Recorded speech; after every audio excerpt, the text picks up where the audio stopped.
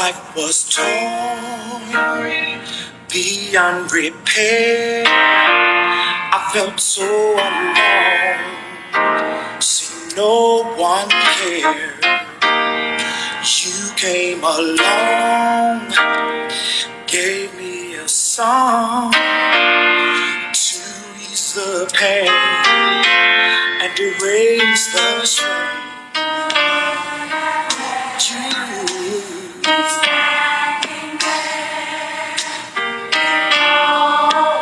With no one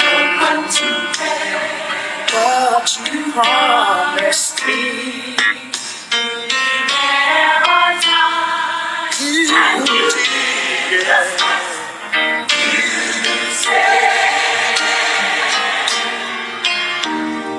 Against all odds, I made the choice to give you my trust. Now I rejoice. You answered my prayer, not a moment too soon. The word I embrace, my sins you erase.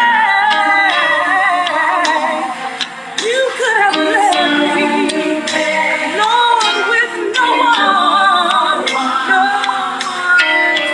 one to care.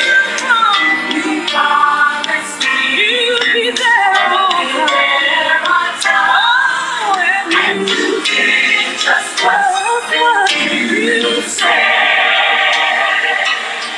I gave it up. Oh, I let it go. Lord, you brought me through. Now I'm brand new. I said, have your way.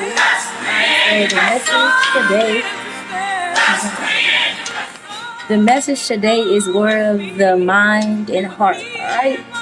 So I'm about to open this up in prayer or whatever. And then we're going to dig up in this room and get this started. Alright? So, Heavenly Father, we come to you tonight just to thank you for allowing us to go through this day. And thank you for staying with us through this day. We ask that you give us more of you, less of us. And you come down as we receive these messages and help us to have more understanding and help us to clear our hearts out to make more space for you, Lord, so that you can come in and live in us, Lord, and teach us, Lord, and court us in the ways that we should go. Lord, I ask that you forgive me and forgive others of their sins that they committed knowingly and unknowingly, and as they forgive others of trespasses that they committed against them, you forgive us, Lord. We thank you for loving us. We thank you for adoring us and keeping us. We leave these things at your feet as we go along with your word today, Lord. And on that we say amen. So, let me start this off. So, message today is war of the mind, right? War of the mind and heart. Now, let me tell y'all, this message has been hard to give out. Like, it's been hard. I've been supposed to give this message like about a week or two ago.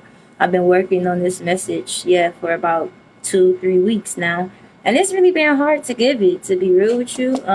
It's always something calling for my attention, or, something that seems like it's, has, the necessity for me to be involved in, and it's outside the word. And it seems very important, but in fact, and we all know that the word is more important.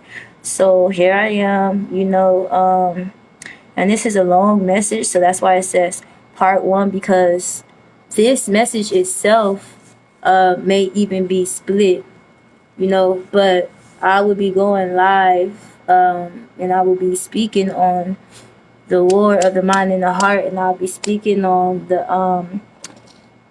when we go into war in mind of our heart, how sometimes, most times, if not all the time, we become unclean, because a lot of times we don't take heed to the words that he say, and we disobey. So, I'll be talking about the uncleanness and, why it's a necessity to be clean and to invite the Lord into our life and wash us clean from the inside out. And then I'll be talking about basically, the kingdom of heaven and what it takes for us to get into the kingdom of heaven versus being left behind in this world that is passing away. So the first question is, do you know that you can allow your love for those who serve you no good to blind you to cloud your decision? And then the second question is, what are the signs of a blind person or a double-minded person? Okay, and then the third one is, how do you be a good person? How do you still be a good person and but not allow your heart to blind you? These are questions that we all, should be asking ourselves. These are questions that we all should be bringing to the Lord, to be honest with you, because they're important. So, the first question, basically, did you know that you can allow your love for those who serve you no good to blind you and to cloud your decision? Kind of goes along and to it, because of course, and if you don't know, then now that the love that you have, that's given to you, that's gifted to you, because love is Christ. So if you have the ability to love, the capability to love, which we all do, but some of us choose not to. Some of us, we just never known, or we never got the knowledge to know these things. So we never got the chance to learn them and to apply them into our lives the correct ways. So, the answer to that question is yes. Love, love is serious and love is heavy. Love is not boastful. It's not all these things that we make it out to be. Love does have a definition, though we all have our own definition of love. However, we don't know that, because most times we have an intent in our heart that could be good, right? Based off of love, but we go off of it so wrong, like I said before, because we never got the chance to be taught these things, to learn the correct ways to apply them in our lives. So what are the signs of a blinded person or a double-minded person, right? And how do you be a good person and still not allow for your heart to blind you? Well, you pray to God. You pray to Him to come into your heart and live there. You ask Him to remove out of you that thing that causes you to be manipulated or deceived. Ask Him to remove it and to deliver you and heal you. Right? Tell Him the truth and not a lie. Be straightforward. Don't beat around the bush. Tell Him that you no longer want to be that way and ask Him to teach you. Right? So that is the first step of learning how to be a good person without allowing your heart. And what I mean by allowing your heart is without allowing the things that you're feeling in your heart, the stages that you're going through as you learn to love, allowing these things not to blind you, your choices that you make, so basically, you pray to Him, you ask Him to come into your heart and live there.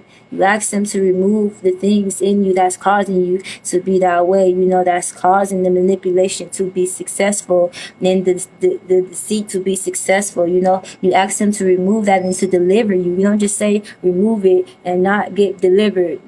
Him removing something, He's going to also deliver you from that, And by delivering you from that, once He delivers you from that, He will heal you, because a lot of times we can get delivered from something and it's not our souls that's still stuck, but it's in fact the holes in our heart, and things that we may have been through in our past, or seeing things that we may have seen other people go through that we still may have suffered trauma from, and by doing that, you tell Him the truth, because we lie a lot to ourselves. We don't like to accept the truth, so, we got to tell the truth and be straightforward. When you never seen the person that want their answers, or that's looking for an answer, accept halfway things. No, they go all the way 100%, and they push and they push and they push, putting all the effort and applying everything that need to get what they need, right? So that's what you do. You be straightforward, and you press on, and you tell him the truth and not a lie, because the truth will set you free. Okay? You tell him you don't want to be that way no more, and you ask him to teach you to guard your heart from the evil things and the ways of the enemy, even if the enemy is yourself. All right? So we about to be in the book of Proverbs in this chapter 4. All right, and we're gonna go from verses 1 all the way down to verse 27. And so here we go. Let me see. I gotta take my sticky notes and put them right here, because the sticky notes have the questions on them. Got the questions on them. Got the questions on them. Alright, so here we go. Proverbs chapter 4, verse 1. It says, "Listen, my son, to a father's instruction. Pay attention and gain understanding." That's verse 1. I'm going to read it again. "Listen, my sons, to a father's instructions. Pay attention and gain understanding." Now,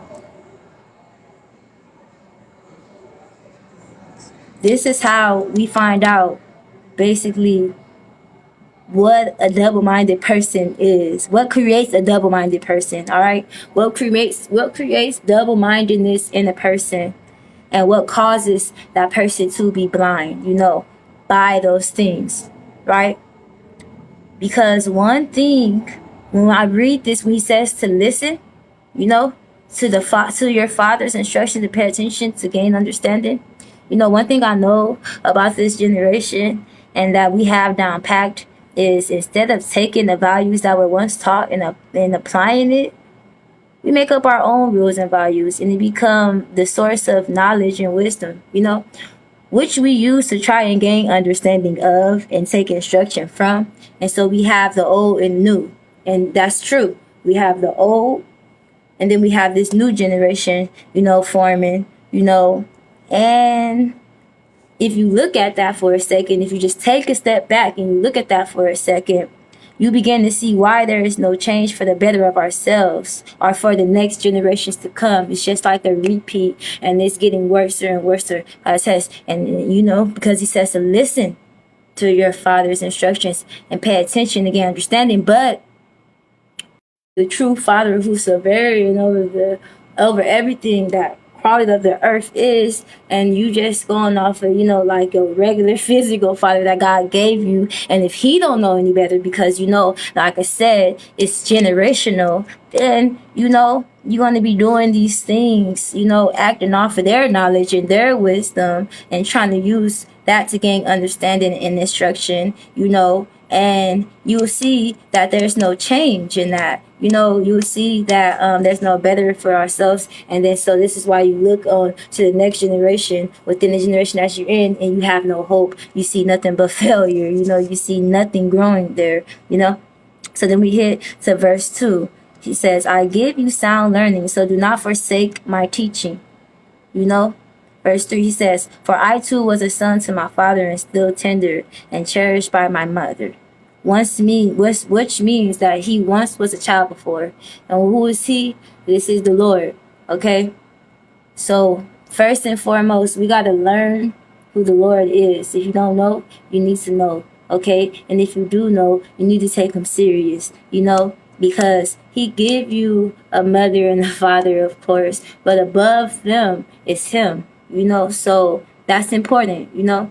He says, "Because I give you sound learning, so do not forsake my teaching." And a lot of people, I hear a lot of the testimonies where they say, "Well, my mom was one thing, but my father was another. My grandma was one thing, but my parents was another." Like I hear that a lot. Like grandparents may have been in church, but their parents weren't. Or it could be vice versa, and even though you see them living separate lives and doing different things, standing by different values, now you have to pick and choose.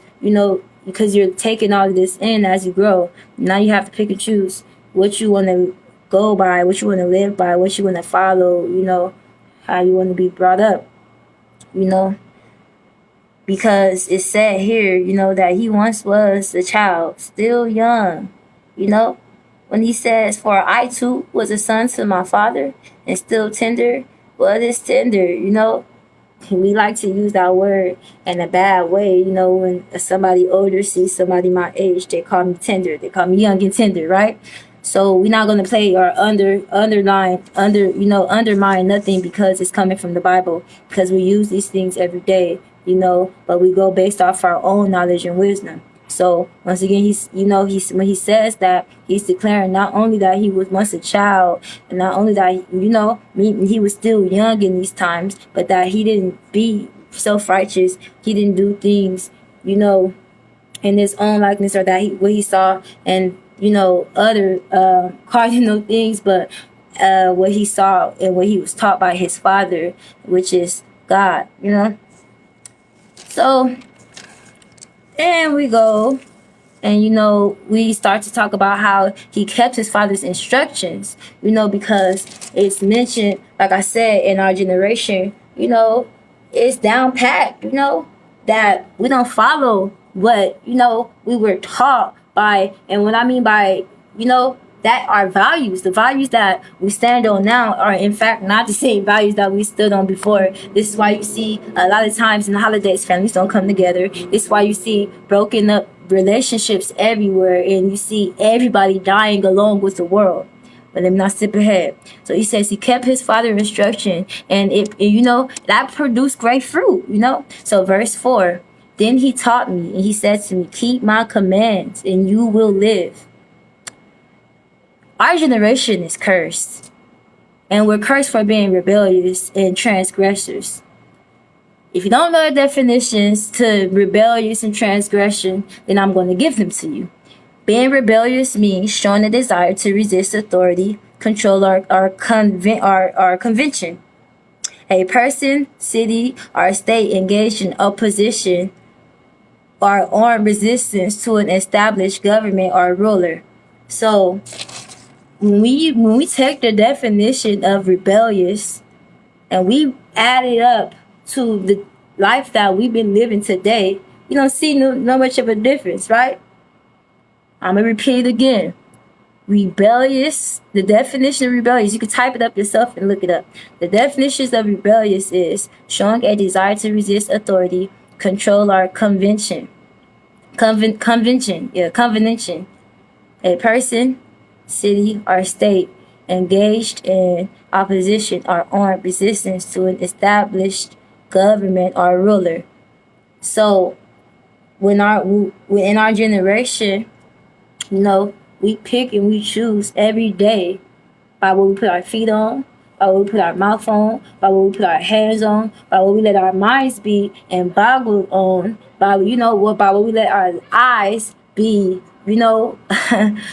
be placed on. We pick and choose, whether we are taking heed and applying and being obedient to him, or if we're being rebellious, if we showing desire to meet him, or are we showing desires to resist him, if we showing desires to be obedient to that authority that he is and that he's given to us, or are we showing desire to be rebellious to the need to control our flesh and let our flesh ride and do whatever we want to do, curse everything, forming a covenant with our flesh and with the world? Or are we showing desire to be with, do what the Lord commanded us to do?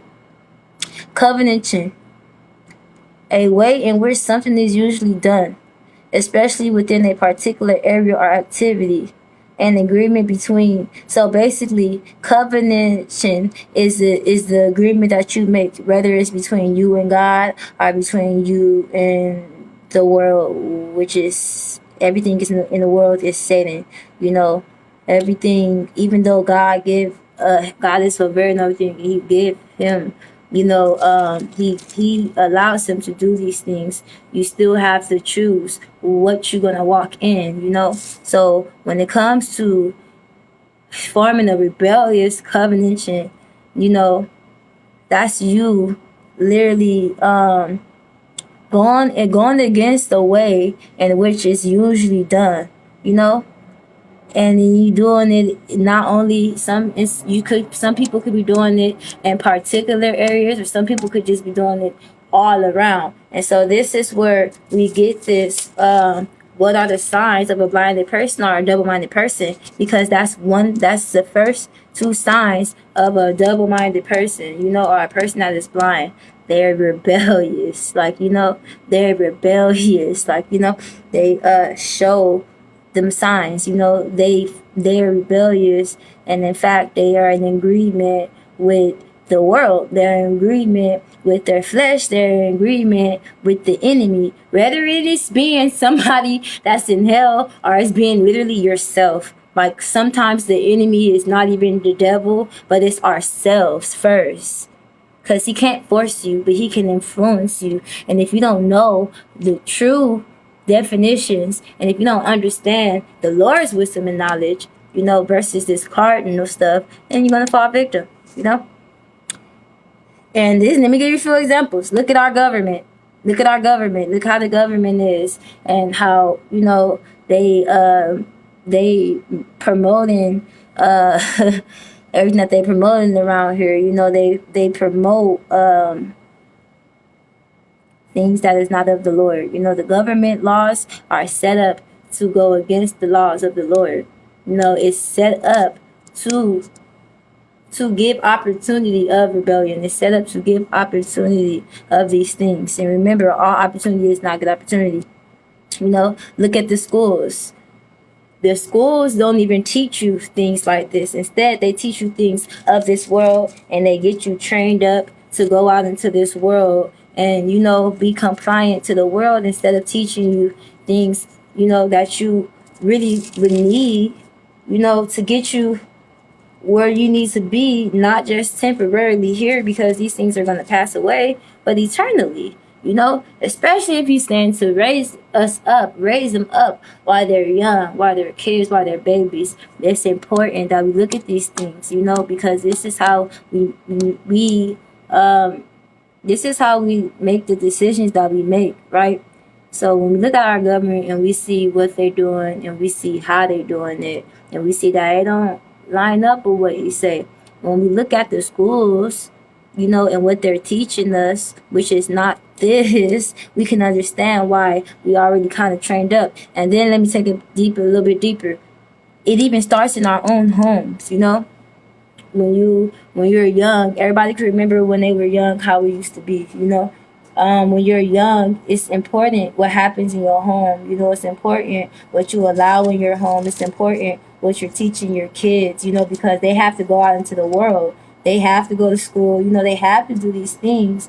And so it's important for you to teach them, you know, what the Lord is, and teach them his ways, because when you teach them as a child, you remember, you know, as a child, when you teach a child something, they remember when they get older, and then they apply it into their life. And that's why you have a lot of 30 and 40-year-olds still angry at their daddy and their mama for not being there for them when they were kids, and not believing in them and building up, you know, their dreams and things like that. We still have a lot of people. We got people that's 50 and 60, that's on their deathbed, you know, that just won't forgive things because of what they went through when they were kids, when they were past. You know, you may have got abused, or you may probably got molested. You probably used to, you know, used to always get everything stolen from you, you know, as far like you, whatever you went through as a kid, it's going, if you don't deal with them as you grow, it's going to hunt you when you get older, you know. And so this is why it's evident that now that you are the age that you are,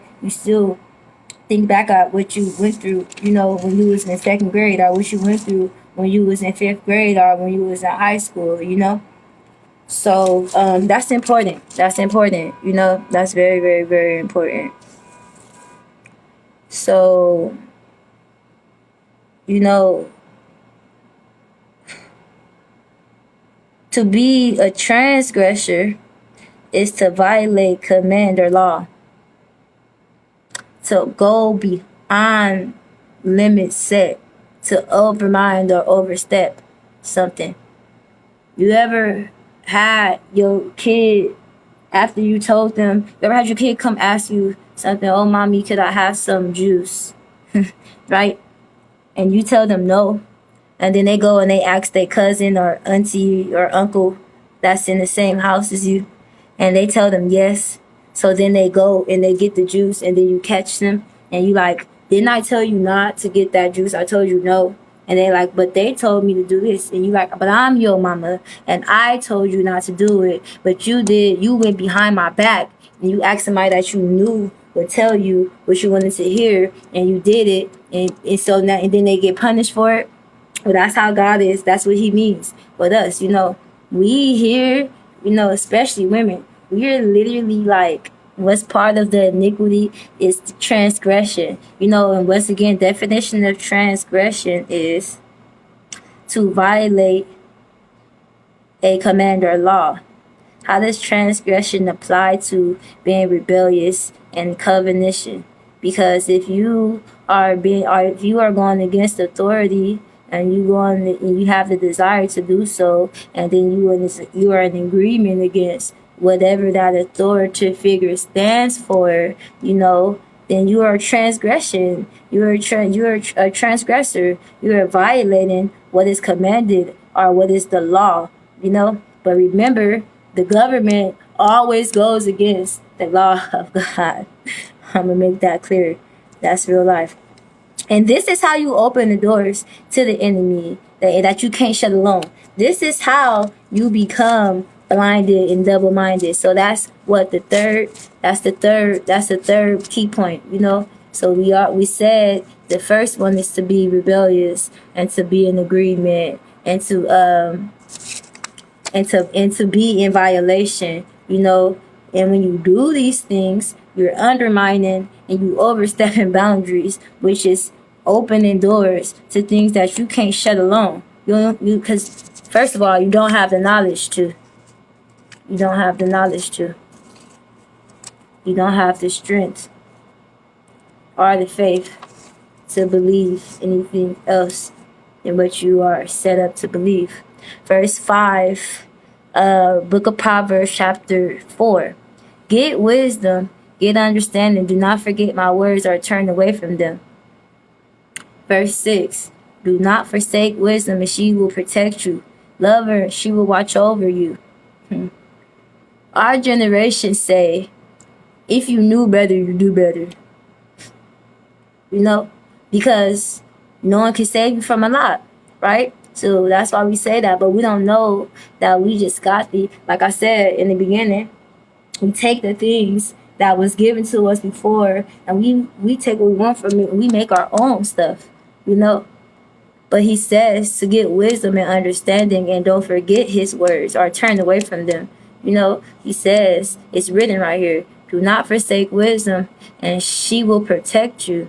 So when we say, oh, if you do better, you do better, this is what we're saying.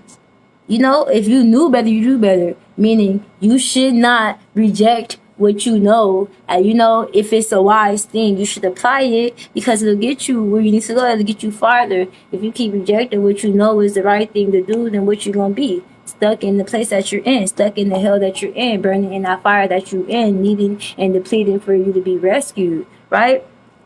So that's why we say if you knew better, you do better, and we say that because it can save you from a lot, But in fact, we don't stand by what we say. We just like to say it to sound good, or to receive a certain type of credit. No, our generation do not like to be criticized. Like this generation I grew up in, people in this world nowadays, they don't like to be criticized. They don't like criticism. Can't nobody tell you nothing. You know it all. In our generation, we like to claim that we woke all the time and that we know what's best for us, But is it not written in verses 5 and verses 6, for us to get wisdom and understanding, Is it not written in verses 5 and verses 6 to not forsake in this wisdom and understanding? And if we were to stand in this wisdom and understanding, that wisdom itself will protect us, and that it will love us, and that it will watch over us, right? So it is in fact that sometimes people may claim to know better and claim that if they know better, that the better that they know of, they apply and they do, right? It is claimed that, you know, we don't need people to tell us nothing because we know what's best for ourselves. You know, it's claimed that we know what's best for ourselves because we already awoke to the things that surround us, you know. But that's why, you know, when you look around, it's the way it is. And we got a lot of people trying to get to the top, but we pulling each other down, you know, to try to get there. That's why we got a lot of people that's misunderstood and, you know, feel like they'll never get that understanding or acceptance that they're looking for, you know. So, yeah. Verses 7 in the book of Proverbs, chapter 4. The beginning of the wisdom is this: get wisdom. Though it costs you all you have, get understanding. And you know, the reason why it costs is everything that you have is because you are used to this flesh. We are used to flesh, fleshly ways, fleshly desires, not desires of the Lord. We are used to these things, you know, because it's a parable in the Bible. I always tell this parable, the wheat and the tares. The reason why he didn't allow them to be, the wheat to be pulled up with the tares, is because they could have been ruined, right?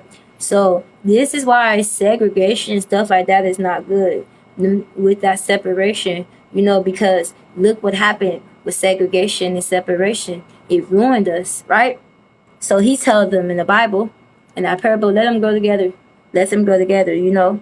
And then when the time comes, you know, if those who know, if those who took the time, you know, to learn and keep it, you know, they will be in position. So when it's time, you know, they'll be doing everything that they're supposed to be doing, loving the way they're supposed to be loving. So when it's time, I will come and I'll separate them, you know, and the bad will be over here and the good will be over here. Bad will be, you know, tossed up and they will be burned and we'll be whipping the national chief. And the good will be being prepared to go into the kingdom, you know. So a lot of people ask me, like, you know, what does it take, you know, to get where you are? What does it take to get to this place and the Lord, you know? But he tells you right here in verse 7, you know, the beginning of wisdom is this: get wisdom. And though it costs all you have, get understanding. Because it simply costs everything, you know, to clear dominion over your flesh is to allow the humanly ways to die, you know, and to become a brand new person is to shed the skin of this world and shed the ways of this world and to step into a new life. Verse 8, cherish her and she will exalt you. Embrace her and she will honor you. For those who don't understand what he means by cherish, here's the definition. Cherish means to protect and care for someone lovingly, hold dear to, keep hope in one's mind, right? Embrace means to hold someone closely in one's arms, especially as a sign of affection. So when you do these things, when it comes to wisdom and knowledge, that is when you can say you know better, so you do better. You know, not saying that you know what is best for you, but standing in knowledge and wisdom is the best thing for you. Not saying that you know it all, but by saying that you have wisdom and knowledge as the equipped things, you know, that you can see through anything, you know, and you can save yourself, prevent yourself from stepping into things that's not, you know, that don't suit you. Once again, like, you know, you tell your kid or you tell a person, don't touch the fire because it burns, you know, but the fire is just so, like, pulling to them. It's so, you know, interesting to them. It's so different to them. It's so, you know, They just gotta touch it, you know. And the moment you turn your back, they touch that fire and it burns them. And you know, you like, why? I told you don't touch the fire. I told you that it burned. You know, some of us we go down that line. You know, so you know when he says to cherish her, and she will exalt you. You know, she will lift you up. That's what exalt means. You know, she will lift you up. You know, you know, by doing that, you embracing, you know, and you honoring, you holding it close, you holding knowledge and wisdom close. Because, like I said, in this generation, can't nobody tell us nothing. Like, nobody can tell us nothing, right? Like, period, point blank. We don't like to take criticism, but criticism, constructive criticism, is what helps you to get where you need to be. It helps you to, it shed light and it brings revelation to what you need to change in you to become a better person, a better being, to edify you. So we don't like to take that, but it's written that in verse 8 that we should cherish wisdom and knowledge and that we should embrace it. What does cherish and embrace means? To protect or care for that thing in a loving manner. You know, in a lovingly manner, you know, to hold dear to it and keep your hope in it, you know, and to embrace it and hold it closely in our arms with us in signs of affection. It's like how you do your boyfriend, like how you do your best friend, how you do your puppy, how you do, like, yes, like that's exactly what he's saying. Take that energy and what you do in the flesh, how you do that, and allow for that flesh to die, allow for that to shed, and learn to become friends with wisdom and knowledge, because that is what's going to, you know, watch over you and love you and protect you, you know, and it doesn't get no better than that, right? So, you know, we hear our verse 13. He says, hold on to instruction, do not let it go. He says, guard it well, for it is your life, right? Verse 14, do not set foot on the path of the wicked or walk in the ways of evildoers. Because when you do that, you know, that's how you keep that door open, you know. That's how you open more. That's how you, and you just, you know, that's how you have these demonic entities in you, living in you and doing these things, and you're not even aware of it. You know, you thinking you just trying to love and you're supposed to receive love back, and you thinking you're just trying to be a part and be accepted, and you're supposed to get these things back, and you know, you don't understand. Why is it so hard? Like, why am I not getting nowhere? Why am I feel like a rock in a hard place? You know, because you keep doing stuff on, like, to your own knowledge and your own understanding. You look to everything else except for what the Lord is telling you to do. When he's telling you to hold on to instruction and not to let it go, you think that whatever he said is crazy because it's something that you would never do in your life. Of course, because you're used to the flesh and he's the spirit. So of course it sounds something like crazy and that's something like you would never do in your life. But you need to do it in your life if you want to change and if you want to live better and if you want to live long and healthy, right? Because you can still go out.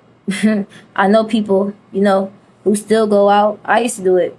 You could still go out, you know, but not like be, like, how can I say it? You can still go out, but you still apply yourself to everything you see everybody else doing. But you want to change though, you know. I'm not against people going out and partying. I'm not against none of that. But what I'm saying is, you cannot go out and do what you see other people doing and expect for you to be standing in another light, or expect for other people to see you. And he's like, oh, I seen her in church. She go to church all the time. Or I see her and God is in her. But I see she be at the parties all the time. Or she be at the bars or at the clubs or at the casino or, you know, at the park when it's functioning all the time. You know, she's always in the mix. Whatever, and I see her sitting with them and drinking with them and doing the things that they do.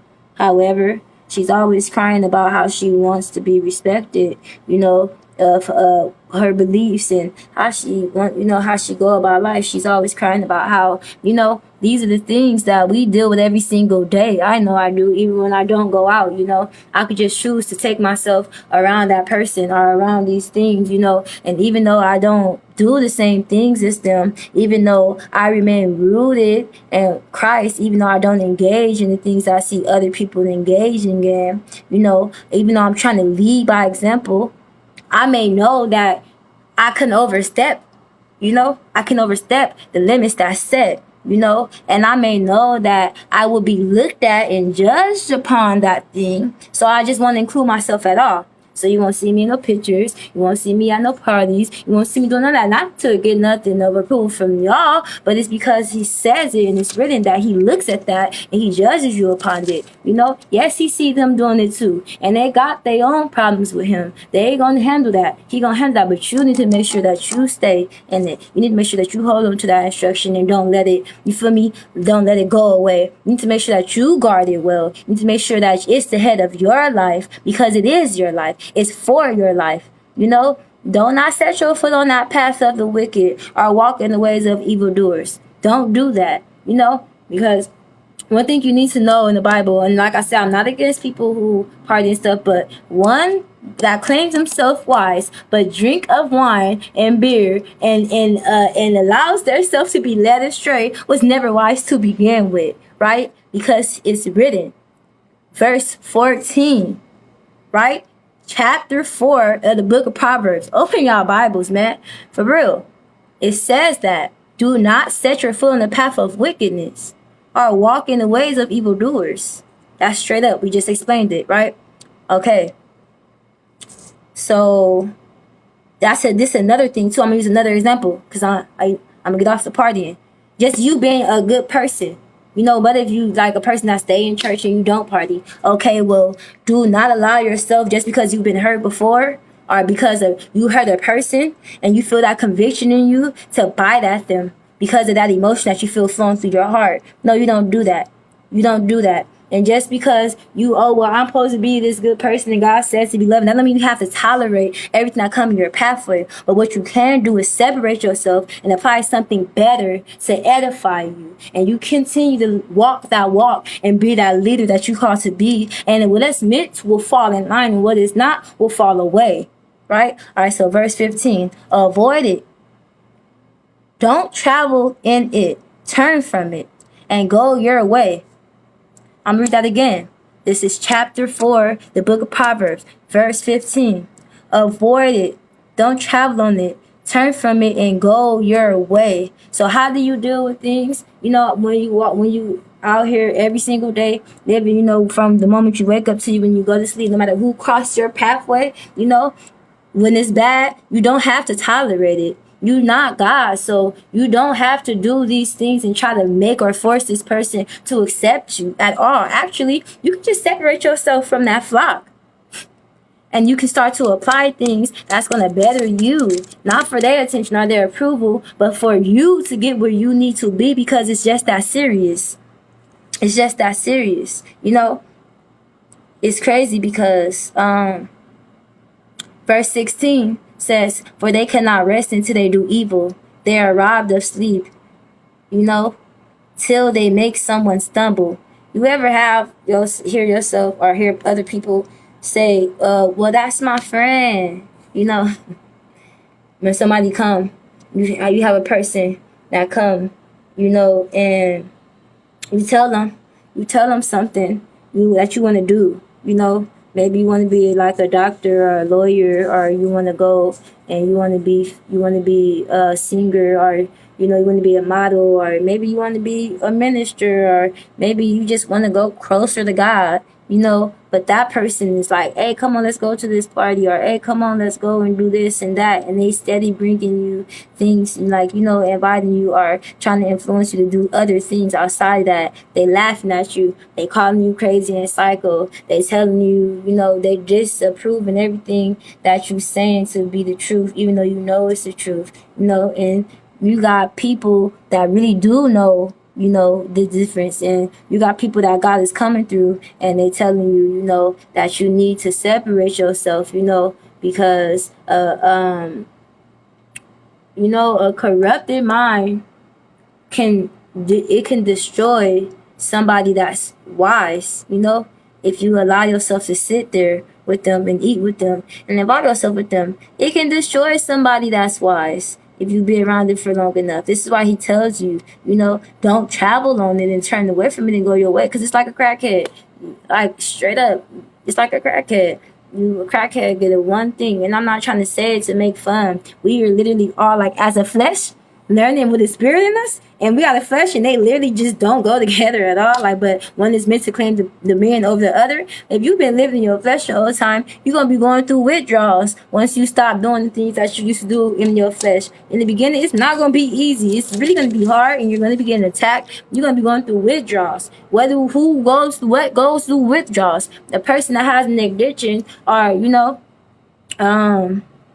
a habit that cannot be broken. So this is why I say, because the Lord, I'm like, no, don't do it, because when you do it, it's like an addict. You become an addict of it, and that's with anything. So I didn't mean to say, when I said, a person that does it, I'm not trying to judge them or put them on the spot. I'm just saying we're all alike. We all have that same problem that one person that has that addiction, it's just a different thing. And we know how to hide it better. So, just straight up, we know how to hide it better. We know how to go to defense on it. We know how to keep those demons in and be comfortable, because they serve us that purpose and that good in that time. But it shall die, it shall pass away. So we go, well, that's my friend. We make excuses for it. That's my friend. That's my best friend. Nuh-uh. Like, they don't mean no harm. They just don't know no better. Or we got other people who actually are trying to do better in their life. They go, why won't these people leave me alone? Why are they always on my back? Why they always judge me? Why they always try to have something to say? Why it seem like everything I do is something there blocking my blessings? Why it seem like every time I'm trying to do good, somebody here knocking at my door, causing for me to act out of character? Well, that's because it's written. That's because it's written, that they don't sleep. They don't sleep. They don't sleep until they do evil. They are robbed of their sleep until they make somebody stumble. You are that somebody, my friend. So you need to know not to set your foot on that pathway. You need to know to step away from that and start to apply better in your life. And don't force on nobody. Just be you and let that be. And you're going to set an example, and they'll start to change, hopefully sooner than later, You got to get that, but that's my friend, out of the way. You got to get that, but why won't they leave me alone, out of the way? And just keep your eyes, your mind, and your heart on what is set for you to become a better person, That's just straight up. So, to guard your heart from evil things and ways of the enemy, is to do these things. Not only just hear them and let them go by. No, you take heed and you apply this to your life. Excuse me. Remember in the beginning, it says, how do you be a good person and, and not be blinded, or double-minded, and, how do you do these things? How do you be a loving person? How do you allow for the love that's in you to flow out? But you don't be blinded while doing it, and you don't, be double-minded while doing so. You invite them into your life. You ask them to live there. You ask them to teach you and court you as he's helping you to, be delivered from that thing. And he's removing these things that is not of him out of you. And he's creating you a new being. It's going to be hard. It costs simply everything, because you're learning not to be addicted to this flesh, and you becoming addicted to the spirit. All right? Even if, because these things is what's going to help you to be guarded from the enemy. He says to guard your heart from evil things and ways of the enemy. And sometimes, like I said, the enemy is ourselves, right? The devil going to come and he's going to offer you to do this. I really don't want to seem like I'm attacking people who drink and stuff, but no, or like people who, get themselves in situations that they couldn't see in the beginning that was a trap. I'm not trying to attack. I'm just trying to shed a little bit of light on the situation to help you get through that situation, because to first be a conqueror, you have to conquer first. To be a conqueror, to guard your heart and in these evil things, and stay away from it. The devil gonna come and he gonna say, oh, let's just do this. It's okay. It's just one time. It's not going to hurt you. He not going to tell you this is just the influence. It's just the influence. You have to know. You have to be guarded. You have to understand so you can be able to know the difference, because if you put your will into that, and if you step into that influence, that is how you allow for yourself to, be dancing with the devil and be involved in what the devil is, having to offer you. You can't close them doors by yourself, and then that's how you become your own enemy.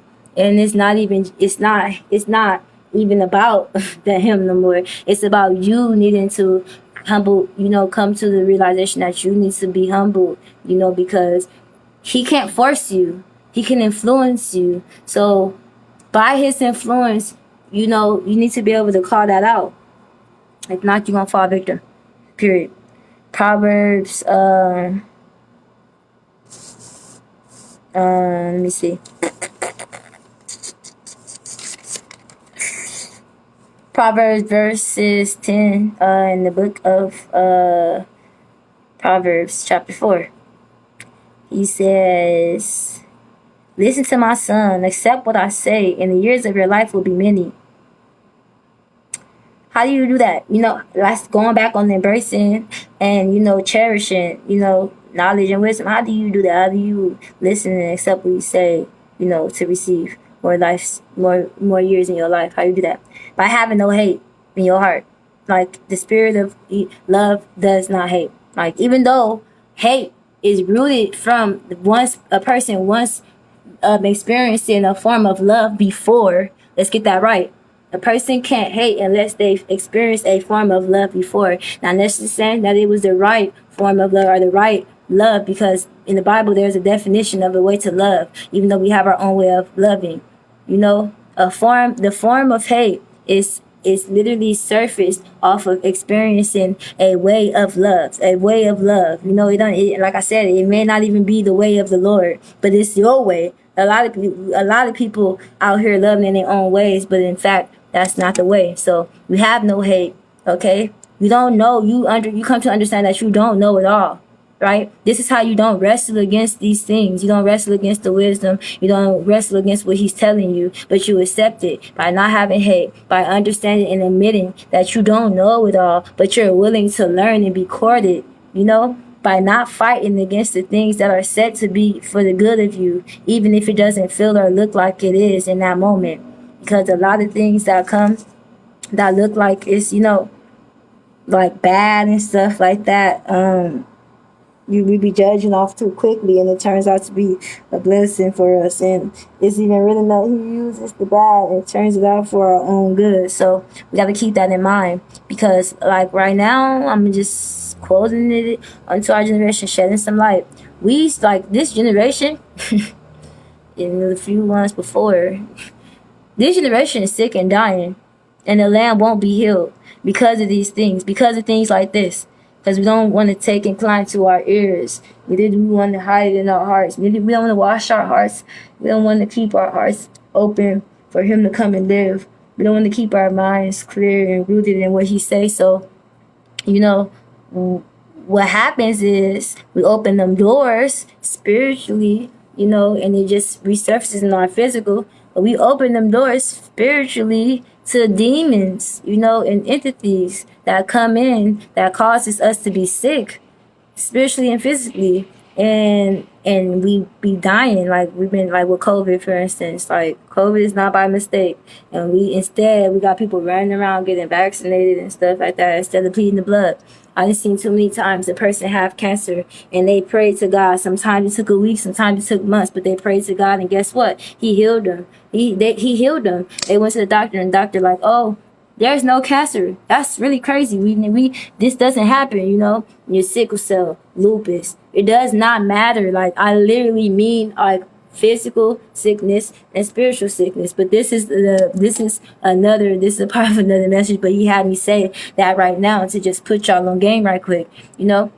So we are sick and dying, and the land will not be healed because it's our sins that's killing us. And the deep need to be disobedient the deep need to be disobedient to meet our needs or our wants in this now is what's keeping us there in this line of death, and what's keeping us there in this line of destruction. Because he said, if my people will only humble themselves, if they will only seek me, if they will turn from their ways, if they will seek my face, humble themselves and turn from their ways, I will hear them.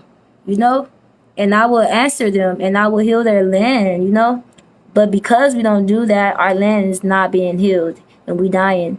We dying from murder. We dying from sickness. We dying from everything that's in this world, right? That's crazy. All these things will die, and it will die here. All of this stuff gonna die. All this. But this voice that's talking to you, it's gonna pass over.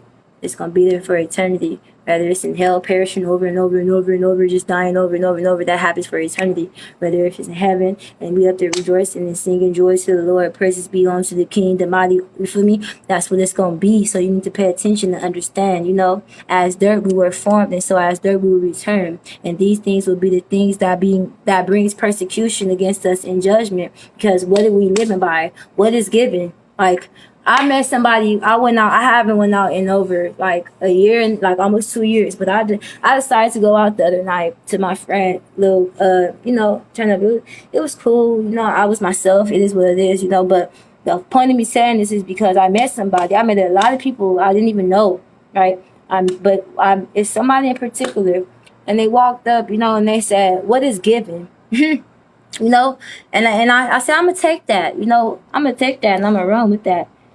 And so I ask you, you know, what is given? What is given? You know, because as dirt we were formed, so as dirt we will return.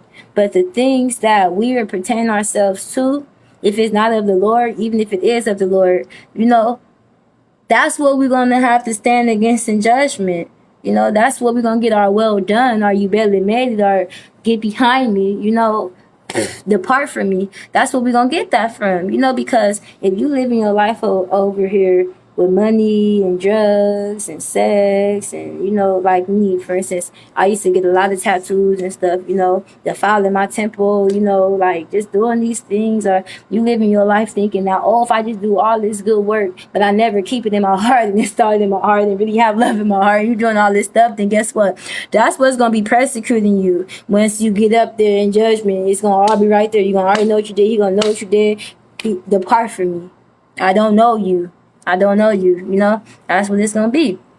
So verse 11, the book of Proverbs chapter 4, he says, I instruct you in the way of wisdom and lead you along straight paths. You know, verse 12, when you walk, your steps will not be hampered, and when you run, you will not stumble. And that's because you haven't been listening to what the world say, what your mama, daddy say, uncle, auntie say, but you've been listening to what the Lord say. You know that the government is set up and built up, and their laws goes against everything that Christ say. So you understand, and when he tells you to listen in verse 10 and accept it, that means you're not fighting, you're not hating, you accepting the fact that you don't know it all, but you're willing to learn and be courted in what you're doing. You know, you're not going against these things. You actually embracing it and you loving it. And when you do that, wisdom and knowledge are your friends. They protect you. They love you. They cover you. They defend you, you know. That's real truth, you know, because the road is broad. The road is really broad. And what broadness mean, because a lot of people don't understand this. What broadness mean is everything in this world. Everything in this world. Everything in this world. It don't matter what you name it to be. If it's in this world and it's not of Christ and he ain't calling you to do it, it's broad, right? And if you don't have faith that's more than a mustard seed to tell that mountain to move, you're going to try to go around it, you know? Even though we know to get to something, sometimes you got to grow through. You got to go through it so that you can grow through it so that you can get there. I'm going to say it again. Sometimes you have to go through it so that you can grow through it to get there to where you need to be, all right? So everything that's of this world is what he would say is broad, right? And so you got to have that faith to be able to tell that mountain, go toss yourself in the ocean, and it will do so. Not try to go around it. Not try to go tell your sister or uncle or cousin, like, oh, hey, could you help me fight? Knock Goliath out, please. Like, not doing none of that, Not doing none of that. So, because when you do that, that's how you fall off. And then you get left behind. Narrow, meaning eyes only for Christ and having faith and perseverance on that walk, that's just straight up. Ain't no way to stretch that out or nothing like that. Like that, we're not gonna do that. We're not gonna stretch that out. We're gonna take what's given. So verse 13, You know, hold on to instructions. Do not let it go. You know, like, period. He had me tell y'all that again for a reason. But look, at church is how we at the last little part. So verses 20, to 27. And this is backing up, so you know it's not just me, but I still need you to pray to him and confirm what's being said, because he's going to speak to you. He's going to, feel me? So verse 20 to 27. My son, pay attention to what I say. Turn your ear to my word. Do not let them out of your sight. Keep them within your heart, for they are life to those who find them, and health to one's whole body. Above all else, guard your heart, for everything you do flows from it. From your mouth, keep your mouth free of perversity. Keep corrupt talk from your lips. Let your eyes look straight ahead, right? Fix your gaze directly before you. Give careful thought to the path of your feet, and be steadfast in all your ways. Do not turn to the right or the left. Keep your feet from evil. And that's explanatory for what I just said to y'all. And that's the message. And that's the teaching. And that's the revelation. So I'm going to pray us out straight up. And I'll be back with some more. So Heavenly Father, we come to you tonight. And we just ask you to just stay with us and keep doing what you just did for us even more. Just keep edifying us. We love you and we thank you for that. We thank you for that. We thank you for that filling up of our cup. We ask that you stay with us as we leave from off of this. And we go into what we go into, within this midnight hour, and remind us that no matter what we go through, if we don't turn from the left or we don't turn from the right, and we stay keeping our eyes and our feet set straight and not broad, and we're going to enter to that narrow pathway, and we will be with you and we rejoice. Forgive us our sins that we will commit, that we not understand that we commit, and just take them things out of us, continue to remove them things out of us, come into us and make up a home in our heart, and continue to cleanse us and edify us into these beings that you are calling us to be in this time. For these things, just as us formed into dirt, will turn and it will die here, but our spirit shall live on with you forever, Lord. We love you. We thank you. We leave these things at your feet. Amen. Y'all stay blessed up, all right? And y'all stay in the Lord.